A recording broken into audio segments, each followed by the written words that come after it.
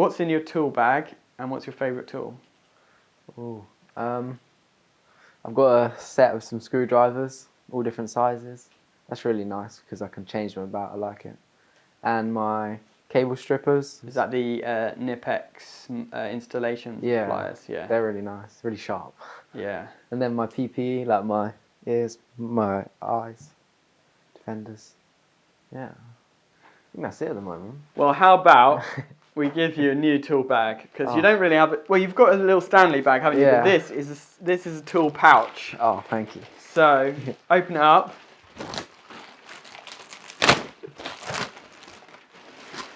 Oh yeah, that's cool. It's a good size. Yeah. So this is your first Vito Pro Pack item. I'm sure there'll be many more in the future, but this is my favourite little pouch, and it can fit a lot of stuff in it. So it's the kind of thing you can put all your hand tools in. That is really cool. Thank you. I feel like you could fit a lot in here. Yep, you can. So we've got some stuff for you to put in it. Do you want to see that? Nice. Yeah. Pick up the box of goodies. Oh, it's big. Whoa.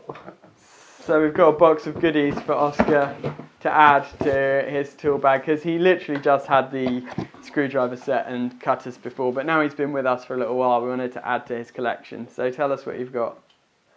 Spirit level. Yep. So Stanley Fat Max Spirit level. Nice. That means you've got no excuse to have sockets that are not level now. Yeah. Some Hager screwdrivers. Thank you, Hager Gang, for sending us those. Yeah, those are the famous blue screwdrivers that everyone wants. They are really nice, yeah. I like the colour. And if you go to Hager Gang Rewards, you can get yourself a set as well. Cool. What else? Oh, tape measure. Yeah. I decided to get you a smaller one than mine, because mine is actually 8 meters, but it's just too heavy and it always tips the tool bag over. Yeah. So, yeah, nice little tape measure. Oh, smaller spirit level. Yes, so that is to go inside the back boxes. You might have seen Corey using one of those. Oh yeah, and the rewire. Yeah, so that's a good thing just to level up your back boxes, and it's magnetic. We'll leave a link in the description for all of these, so you guys, if you're an apprentice or you want to get some of this stuff for your apprentice, then you can go. Okay, so what's next? Lockout Kit 1. Very important. Do you know what that is? No, I'm not actually sure what to do. Why do you not know what that is? Corey should have already shown you using his several times. So, Lockout Kit is to lock off the circuit breakers. So when you turn a circuit off to work on it safely, to perform safe isolation, you have to actually lock the circuit breaker off so that nobody else can turn it on. Because imagine if you are working with Corey and you're working, say you're putting a light fitting up or something, you turn the circuit breaker off, how does he know that you're working on it? Maybe he doesn't. Yeah. So if you lock it off, then there's no way he can turn it back on and you get electrocuted. Yeah. I'll definitely use it. Yeah. So I'll teach you how to use that in a minute. We'll do a separate video about that. Do you know what that is? I'm not too sure, but I've seen everyone using them. Just to test if something's live. Yeah, so that is a Fluke volt alert. It's a volt, what we call a volt stick, is a voltage detector. Now, it's not good enough to prove dead. In other words, you shouldn't just use it to test a cable and then if it doesn't light up, you think, oh, the cable's dead. But you can use it just to see if circuits are live, and then, you can kind of narrow down what circuit that you're working on and stuff like that. Or if you're trying to check a cable to see whether it's the right cable, you can test it if it's live and then turn the circuit breaker off, and if it goes off, then you found the right circuit breaker for that cable. So it's a very handy little thing that is quite useful. It's like my other stuff. I'm not sure. What is that? Now be careful with this one. Yeah, it does look sharp. I don't know what the rules are about apprentices having knives, but it's a cable stripping knife. Yeah, so that is an insulated knife for stripping cables. But you should always put the cover on that when you're not using it, because it is quite sharp. It matches my screwdriver and my cable strips. Yeah, exactly. Yeah. So these were the sort of missing piece from your cutters set, because the Nipex installation pliers that you've got are great, but you need a pair of side cutters as well. So these are just mainly for cutting? Yeah, you can cut. I mean, you can cut cables with the installation pliers, but those are really make it easier to strip twin and earth cables. You can cut them in the middle, and then you can use it to strip the twin and earth. So it's very handy. Oh, hammer! Right, I am very jealous of that hammer. That is a Hulterforce Electrician's hammer. Now, you guys know I've got the Weira, the Weha one in here. So it's got the red handle, and it's beautiful. It's amazing. But Amazon had sold out of the Weha ones, so I had to get my Hulterforce one, which was actually about 10 quid more expensive. But it's really cool, and at least you know that that's your one because it's got the black handle and mine's got the red handle. Yeah. It's perfectly balanced. Really comfy. It's perfectly balanced for the kind of jobs you will do as an electrician, and yeah, it's great. It's a really nice thing. Ah, light. Yeah. Light's always handy. Yes. So, what is that? Uni light. Yeah. Have you seen those before? Yeah. So I think Corey's nicked all my uni lights, hasn't he? I was going to say, I think Corey. So I had to get myself another one. So I've got one for me over here as well. But that's one for you because you need light when you're working as an electrician. So that is an essential addition to your toolkit. I'm going to have so many tools now. I know, you're going to have to you really have to look after these because I just spent about 500 quid on new tools for you. So you are going to have to guard them with your life, okay? I'm not sure what this is. Q-Tec socket tester with audible sound. Yeah, so that is you plug it into a socket and then it bleeps if the socket's live and it does nothing if the socket's dead. And it also tests if the polarity is correct or not on the sockets. So it's sort of like a way to check quickly a socket to see if it's working properly or not. The kind of tools that you need to do the job properly. So they're obviously, I say that they're your tools, they're the company's tools, but you're going to use them. So you need to look after them, you're responsible for them. Yeah. I will look after them. I always wipe my other ones when they get dirty. Good, yeah. So time to build your toolkit. I'll show you my setup. Yeah, I don't know where to put it. There's a few more things coming, by the way, but they didn't arrive in time for this video because the biggest thing that you need actually is work trousers, and they've still not arrived. But this is my one, how I do mine. So that gives you an idea of what you can do, but you've got to make your own personal setup that works best for you. So let's show us how you're going to do it. Your loadout, as Mike would say. Now, when using a knife, right, you want to get it away from your leg and always cut away from yourself. So, yeah, so that's it. Just cut away from yourself so that if you slip with the knife, you don't jab yourself in the leg or you don't cut another part of your body. It's really important when you're using knives. Yeah, actually, that looks like it's slightly different to my setup.